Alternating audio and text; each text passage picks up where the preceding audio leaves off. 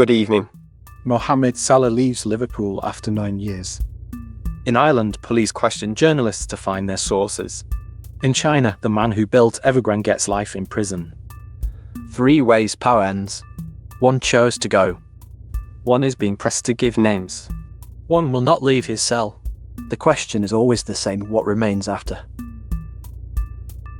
For nearly a decade, Mohamed Salah has been the standout African player in English football's top division. That era has now ended. The Egyptian forward has left Liverpool after 9 seasons at the club. His departure raises an obvious question: which African player will now claim the title of the Premier League's biggest star from the continent? Salah's time at Liverpool made him a global name. He became known as the Egyptian King. But that crown is now up for grabs. Several African players compete in the Premier League. One of them will emerge as the continent's leading figure in English football. BBC Sport Africa reported this. Tensions are rising in the Middle East over the conflict in Yemen. Iran's Revolutionary Guards issued a warning on Thursday. They said Saudi Arabia will not be able to contain the Houthi rebels operating in Yemen. The Houthis are backed by Tehran. They've been stepping up attacks on Saudi Arabia in recent weeks. The Revolutionary Guards are an elite branch of Iran's military. Their statement comes as the conflict between the Houthis and Saudi forces continues to escalate across the region. Vanguard reported this. Founder of one of China's biggest property companies has been sentenced to life in prison. Hui Ka-yan led Evergrande, which collapsed and sent shockwaves through the country's property sector.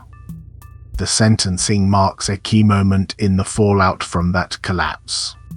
China's property market has been in crisis, and Evergrande was at the center of it. The company's failure affected investors and homebuyers across the country. Hui's conviction brings a dramatic end to his career at the top of Chinese business. BBC World reported this. An Australian woman murdered 3 of her estranged husband's relatives by poisoning them with mushrooms. She's now in prison. A prosecutor has told an appeals court that she should never be released. The 3 victims were all related to her former husband. The case was heard in an Australian appeals court, where prosecutors argued for her to remain behind bars permanently. Sky News reported this. The United States has imposed sanctions on 2 members of the International Criminal Court. One of them is the court's president. The announcement came from Marco Rubio. He is Donald Trump's Secretary of State. The move puts pressure on the court. That pressure has far-reaching consequences. DW World reported this. US Secretary of State has sanctioned the president of the International Criminal Court and 1 other member. Marco Rubio announced the measures against the court that issued an arrest warrant for Benjamin Netanyahu last year.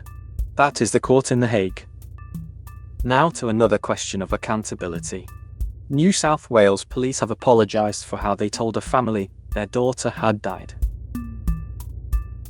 The New South Wales Police Commissioner has apologised for miscommunication over the death of a bushwalker. The 18-year-old was named as Lily Hooper. The Greens leader says strong words aren't enough after Israel decided not to pursue a criminal investigation into the killing of aid workers. Larissa Waters says the government should consider sending the Israeli ambassador home. The case involves World Central Kitchen workers, including Australian Zomi Frankham, who were killed by Israeli Defense Forces. Waters says the state of Israel should face sanctions. Guardian Australia reported this. The Penrith Panthers are running riot against the Melbourne Storm tonight.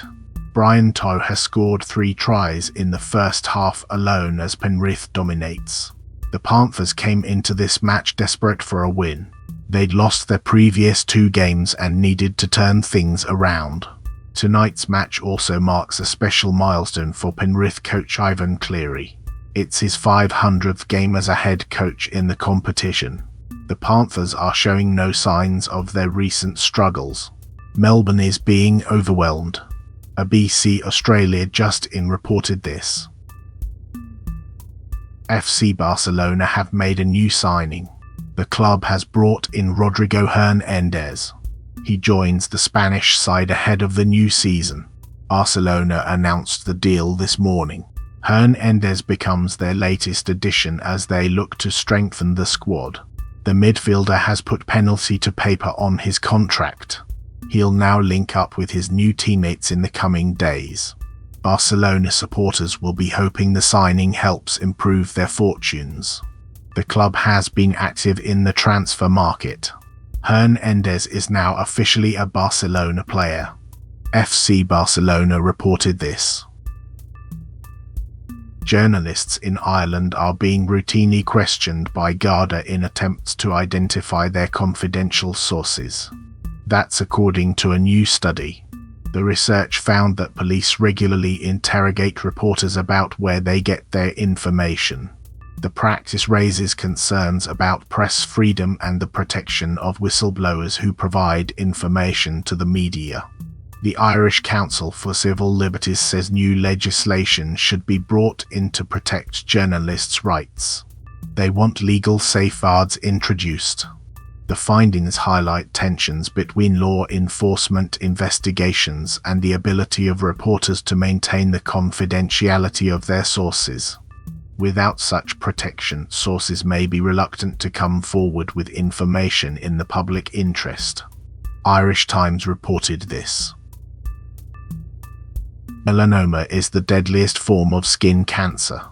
An experimental vaccine from Moderna is now showing promise in fighting it. The vaccine uses mRNA technology, the same approach that proved successful during the pandemic. Dr. Celine Gounder is a medical correspondent who has had melanoma herself. She calls the trial results a big win for mRNA vaccines against cancer. The treatment represents a new frontier in cancer care.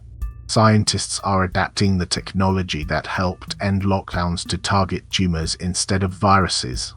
For patients diagnosed with melanoma, this could mean a powerful new weapon in their fight. CBS US reported this.